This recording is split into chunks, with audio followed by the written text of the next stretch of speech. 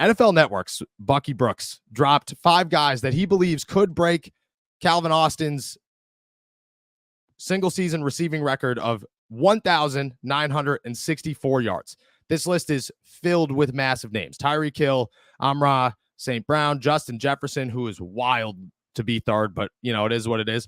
Amari Cooper, and then the good old George Pickens. This is what he has to say about George. Quote, though the Steelers will adhere to a run-centric offensive approach under new offensive coordinator Arthur Smith, Pickens could light up the stat sheet as a big play specialist on the perimeter. The third-year pro has averaged nearly 17 yards per catch for his career, including a league-leading 18.1 yards per catch in 2023 with a revolving door at quarterback. With Russell Wilson and Justin Fields potentially being significant upgrades over their predecessors, the Steelers' top playmaker could see his numbers spike as the focal point of the passing game, committed to pushing the ball down the field. There are sides that I agree and disagree to this, okay? When it comes to George Pickens being the dude on the offense, 100% agree with that. You could go out and sign anybody. George Pickens is your guy. He is your stud. He is set to be a superstar.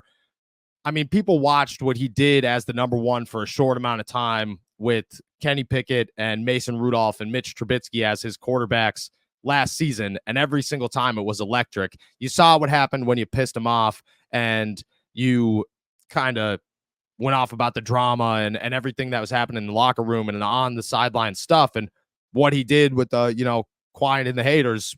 He quieted every single one of them, and it was well-deserved. This dude's going to be an electric guy this year. And to have Russell Wilson and Justin Fields as your guy is perfect because both of those are deep threat guys. Both of those are guys that love to push the football down the field. Both of those are guys that are playmakers, love to make big plays, and sometimes that hurts them when it comes to getting sacked and that kind of stuff. Sometimes with a guy like George Pickens, it's going to lead to some wild success and some crazy plays and some major stat lines for the third-year wide receiver. The other side of this, George Pickens, and you said it before the show. I'm sorry, I'm losing my voice a little bit, but George Pickens, you said it before the show. If you combine his first 2 seasons together, they still do not average, or they still do not make up the single-season record that Calvin Johnson holds. And this year, the biggest knock on that is that you need somebody else to take some pressure off of George Pickens. And I think the Steelers have some potential candidates, but I'm not sold on any of them yet. And I think that they need to find somebody else, or at least see somebody else take a major step forward, which could happen in training camp. That could definitely happen in training camp. But I'm not ready to sit here and say that defenses are not going to be able to take George Pickens away because they'll have enough bodies to take him away. And that's not one-on-one coverage. That's 2, sometimes 3-on-1 coverage because, well, if you could just shut George Pickens down, they have fewer options. I think that works. 2,000 yards is wild, like wild in a run-centric offense.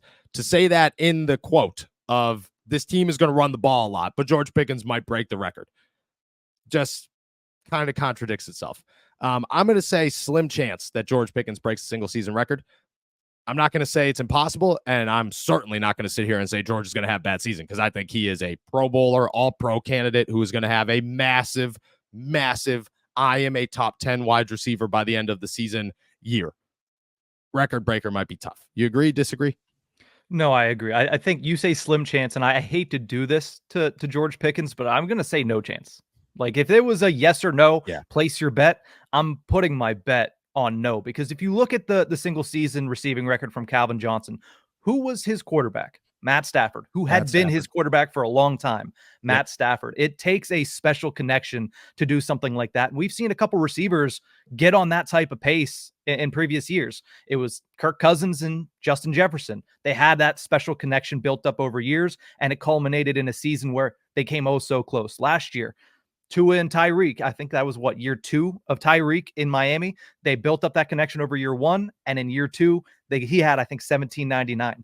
This is the first year of Russell Wilson and George Pickens, not to mention George Pickens in his 3rd year. Do I think he has massive potential? Yes. Do I think that he could become one of the top 5 receivers in the National Football League this year, especially in receiving yards? Yes, because he has that deep threat ability, not to mention the versatility that he's going to try to display this year, moving into the slot like you mentioned last week. But At the same time, to go from, hey, you just had your first 1,000-yard season. It was good. We saw the potential of being a superstar down the stretch with Mason Rudolph.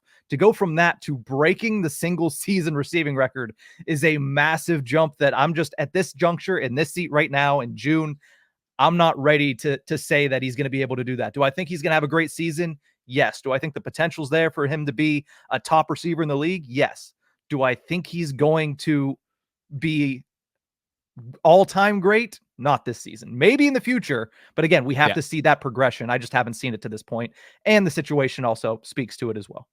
Yeah, I agree. And look, if this was guess George Pickens' stat line and somebody said over under 1,500 yards, I'd have a hard time saying I'd have to sit here. I'd have to be like, I want to lean over, and I think I might take the risk of saying over, because I think that's where he could be is a 1,500-yard receiver with 10 touchdowns. And that's what I see out of George Pickens, which I think people like underestimate how incredible 1,500 receiving yards is. That's wild. Justin Jefferson's best year is 1,800 yards. Tyreek Hill was on pace to break the record last year, finished with 17 plus. 1,500 receiving yards is unreal. And I think George Pickens has that. I think having Arthur Smith changes everything. I think having Russell Wilson or Justin Fields changes everything. I think that you put him in a 30, 40 times better situation than he was a year ago. And if you could get a wide receiver 2 or develop a wide receiver 2, find one anywhere, I don't care. It's as ideal of a situation potentially as they come for a guy who has been in a really rough spot the past couple of years. I think people, we're hitting that point. And I say people as in maybe me. I'm talking maybe directly to myself here. We're hitting that point where we're starting to forget how bad Matt Canada's offense was. Like it was the worst offense. I have watched football. I have studied tape. I'm the guy that comes home after the game and I turn the tape back on, and most writers do that because they want to see what's going on. And I can't tell you that I could sit here and out watch film everybody. I can't. I mean, Derek Bell was on the show for years, and that dude is the smartest football mind I've ever met in my whole life. I work with guys like Nick Fairbaugh and Alan Saunders. Like these guys are wild when it comes to the tape. Matt Canada's offense was hands down the worst thing I've ever watched. Hands down the worst thing I've ever watched. And to go from that to a guy who developed guys like A.J. Brown and had Corey Davis looking like an all-pro bowler, like who made Ryan Tannehill comeback player of the year and saved his career essentially. I think we're yet to know, where and how good this team could be and this offense could be and George Pickens could be. But record-breaking year is just too far of a stretch. That's where there's a line. That's the line. Could it happen? You're saying no. I'm saying it probably not. Most likely not. I still think 1,600 yards is very out there. If I tell you 1,500 yards, are you feeling over, under, not good, good? I wouldn't say over just yet, simply because, like you mentioned, we haven't seen this offense. We haven't seen these quarterbacks. We haven't seen anything but football in shorts as of right now. There's too many variables for me to say over with confidence. But again, if we see what they look like in training camp, it becomes a question that is very much in the realm of possibility. Yeah, I agree. That's where we're headed, and that's what we have to wait for. Is what happens when we get to actually expose what's going on at these Steelers practices and with Russell Wilson and Justin Fields in the offense, and things become less vanilla. Because right now even the offensive practices, even the parts of practice at minicamp and OTAs that you get to observe the offensive play, the 7-on-7, the whatever is a lot of goal line, a lot of 2-minute drill. It's 5 minutes of the 20-yard to the end zone, the red zone stuff. I don't think we've seen enough of it. And at training camp, you see a lot more. So that's where we stand.